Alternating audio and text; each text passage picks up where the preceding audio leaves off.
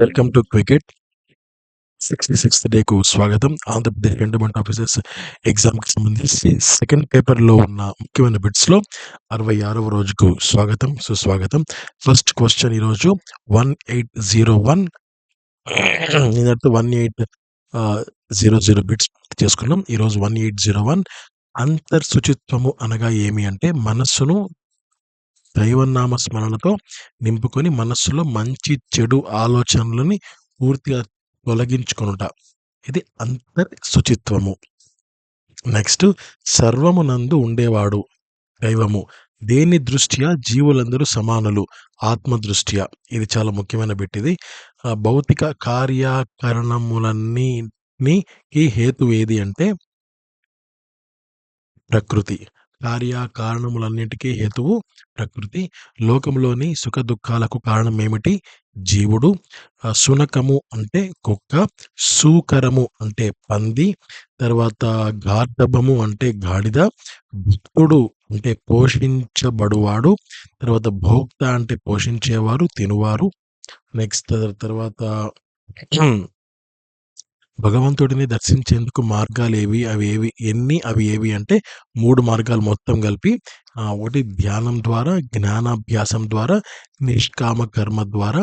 తర్వాత 1812 ఎవడు యథార్థ దృష్టి గలవాడు అంటే సర్వజీవులయందు భగవంతుడిని చూచువాడు, నాశనమైపోయే దేహంలోని ఆత్మ పరమాత్మలను చూడగలిగేవాడు.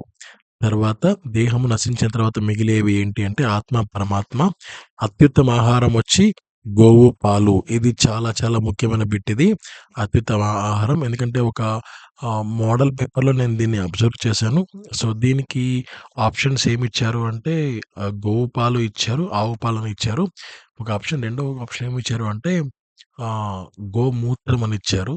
తర్వాత మూడోది గంగా జలం అని ఇచ్చారు.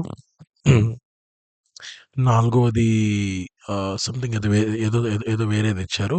బట్ ఎక్కువ మంది గోమూత్రం అని సెట్ చేసుకున్నారు. కొంతమంది ఆవు పాలు, కొంతమంది ఇలా గంగా నది అని సెట్ చేసుకున్నారు. సో దీనికి రైట్ ఆన్సర్ వచ్చి గోవు పాలు మాత్రమే. సో ఇది అత్యుత్తమ ఆహారం అని మనకు వేదాలు చెప్పాయి. తర్వాత 15వ బిట్. సత్వగుణమున్న వారు ఏ లోకమున కేగెదరు? ఊర్ధ్వలో గుణలోకం. తమో గుణమున్నవారు ఏ లోకమున కేగెదరు? ఇది ఏ లోకమునకు ఏగెదరు. సో దానికి సంధి కలుస్తుంది కాబట్టి కేగెదరు అని వస్తుంది. దీనికి ఆన్సర్ నరకలోకం. రజోగుణం స్వభావుడు, మరుజన్మ స్థితి, బుద్ధి లేనితనం. నెక్స్ట్, బ్రహ్మ భావనల యందు స్థిరుడైన వాడు ఎవరితో సమానుడు? భగవంతుడితో. సర్వజీవులకు మూల పురుషుడు బ్రహ్మ.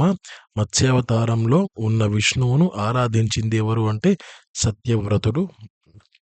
నెక్స్ట్, కలియుగం ఎన్ని మనుష్య సంవత్సరాలు? ఆన్సర్ 3,60,000. కామాక్షి చరిత్రను ఎవరు చెప్పారు? హయగ్రీవుడు. మధుర నగరం ప్రస్తుతం ఏ రాష్ట్రంలో ఉంది? ఉత్తరప్రదేశ్. మధుర నగరం ఏ నది తీరాన కలదు? యమునా నది. కోణార్క సూర్య దేవాలయాల గురించి ఏ పురాణంలో ప్రస్తావించడం ఇక్కడ పెట్టలేదు, ప్రస్తావించడం జరిగింది? ఆన్సర్ అగ్ని పురాణం. తర్వాత బ్రహ్మాండ పురాణంలో ఎన్ని వేల శ్లోకాలు ఉన్నాయి? 12,000 శ్లోకాలు ఉన్నాయి. తర్వాత దేవశిల్పి విశ్వకర్మ ఏ నగరాన్ని అద్భుతంగా నిర్మించాడు? ఆన్సర్ అమరావతి. పశుపతినాథ దేవాలయం ఎక్కడ ఉంది? ఆన్సర్ భోపాల్. తర్వాత దీపావళికి మరొక పేరు నరక చతుర్థి. దీపావళికి మరొక పేరు. ఋగ్వేదంలో ఏ మండలంలో పురుష సూక్తం ఉన్నది? ఆన్సర్ 10వ మండలంలో. 1831 గోవర్ధన పర్వతంపై ఎవరు తపస్సు చేశారు? ఆన్సర్ రావణుడు. పారిజాత వృక్షం విషయంలో ఎవరు గొడవ పడ్డారు? కృష్ణుడు, ఇంద్రుడు. తర్వాత హరిహరులకు అత్యంత ప్రీతిపాత్రమైన మాసం కార్తీకం.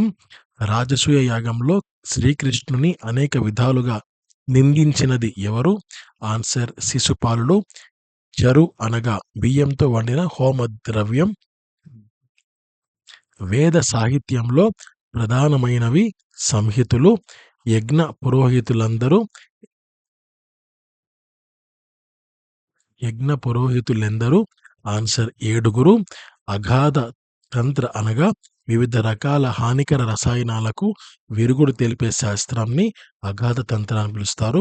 ఏ పర్వతపు గర్వాన్ని అణచివేసినందువలన అగస్త్యుడికి ఆ పేరు వచ్చింది అంటే ఆన్సర్ వింధ్య.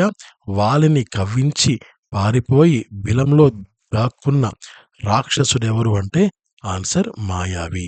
సో ఇంతటితో మనము 66 డేస్ పూర్తి చేసుకున్నాం. సో ఇప్పటిదాకా 1840 బిట్స్ పూర్తయిపోయాయి. అండ్ ఆ 160 బిట్స్ అంటే మిగిలిన 4 డేస్ అయిపోయాక 70th డేన నేను మీకు ఆ 1 to 2000 బిట్స్ని పీడిఎఫ్గా చేసి మీకు అందివ్వడం జరుగుతుంది ఫ్రీగా. So stay tuned. Thank you so much.